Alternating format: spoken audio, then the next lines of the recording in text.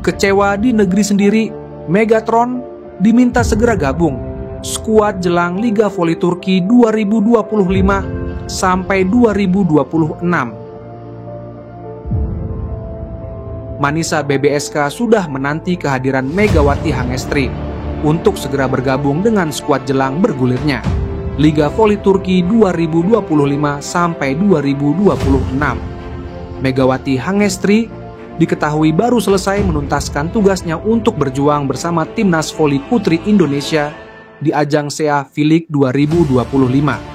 Megawati Hangestri yang ditunjuk menjadi kapten tim sayangnya belum bisa membawa pulang prestasi gemilang.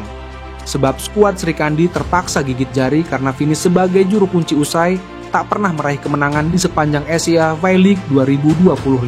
Kini anak asuh Octavian pun sudah tiba di Indonesia dan akan rehat sejenak sebelum kembali bergabung dengan klub masing-masing, termasuk Megawati. Mega sendiri diketahui akan melanjutkan karirnya dengan kembali bermain abroad, usai bergabung bersama Manisa BBSK di kasta kedua Liga Voli Turki 2025 sampai 2026.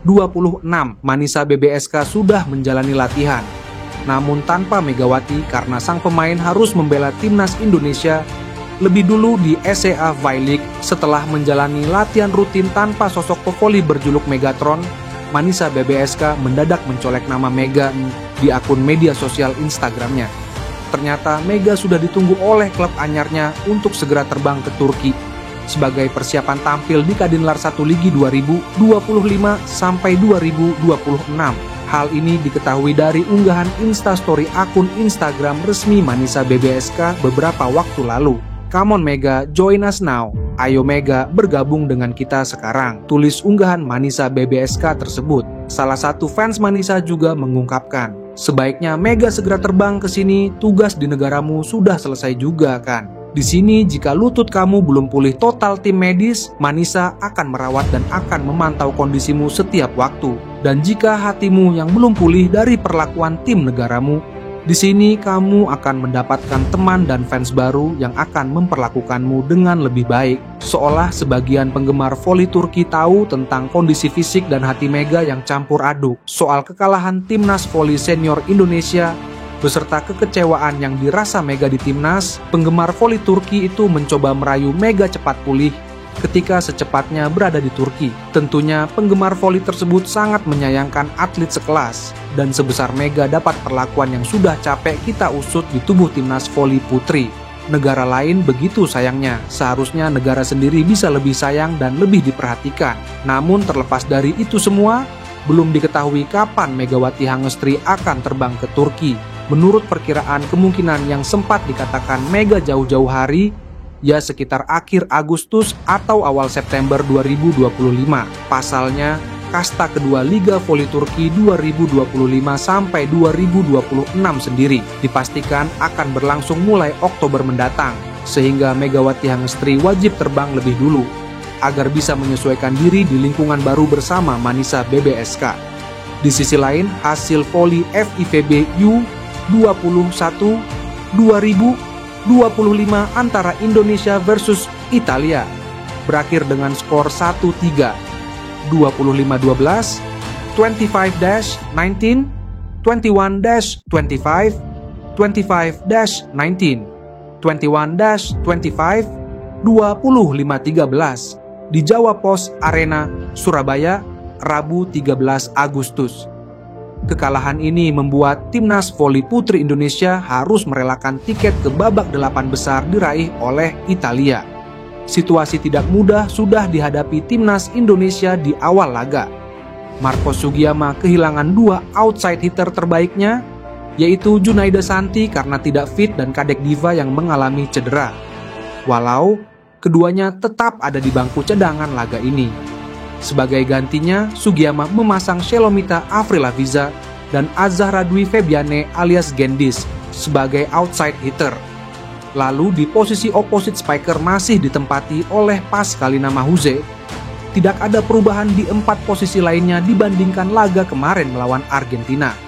Chelsea Berliana dan Maradanti Namira menjadi middle blocker, Ajeng Nur Cahaya menjadi setter, dan Indah Guretno bermain sebagai libero. Sementara itu, Italia menurunkan tim terbaiknya di laga ini. Tidak ada sikap meremehkan skuad Indonesia walau Italia sangat diunggulkan di laga ini.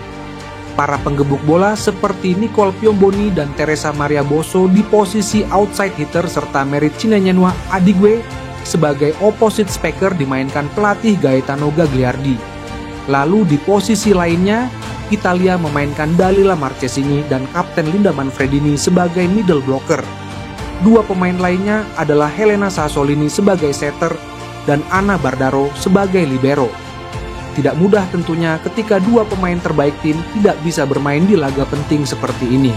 Italia unggul dengan sangat nyaman di set pertama, termasuk mencetak 4 poin beruntun dari 5-7 ke 5-11 dan 5 poin beruntun dari 8-13 ke 8-18.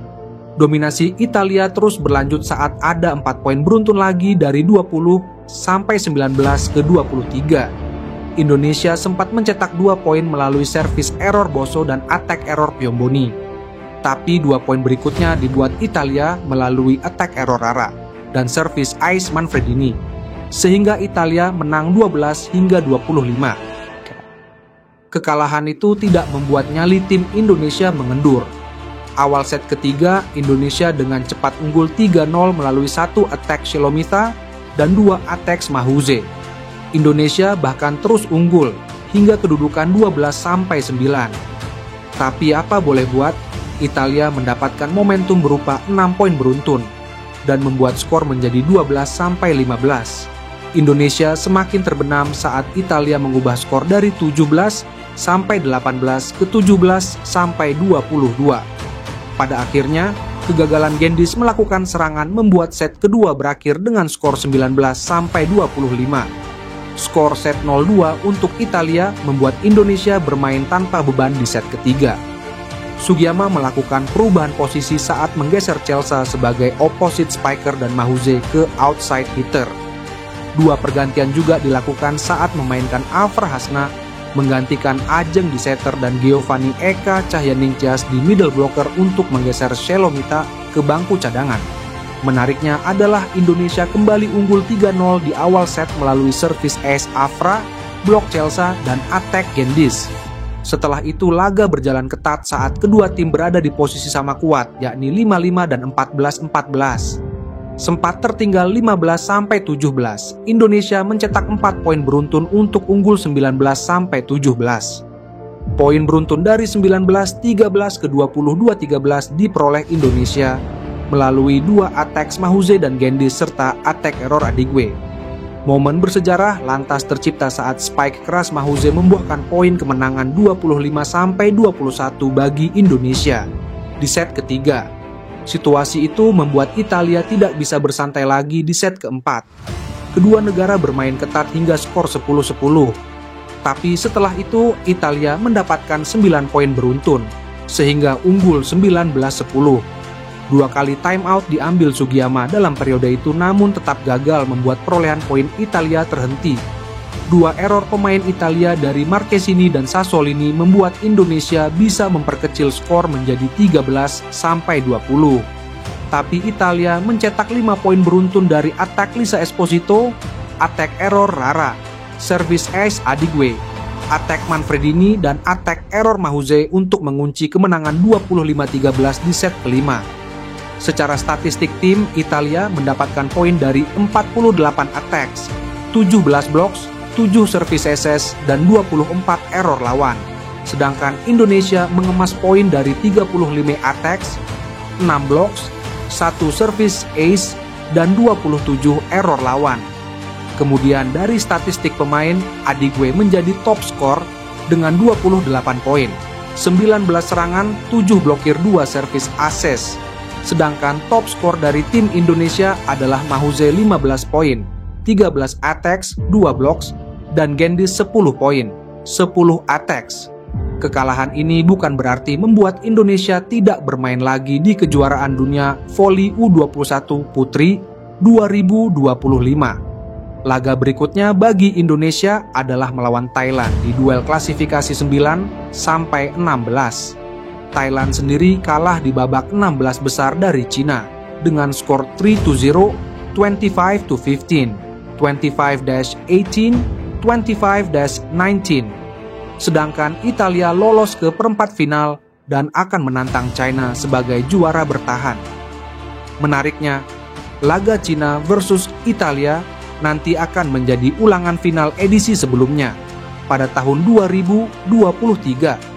Saat itu Cina menjadi juara setelah menang dari Italia dengan skor 3-2, 19-25, 25-23, 23-25, 25-22, 15-8.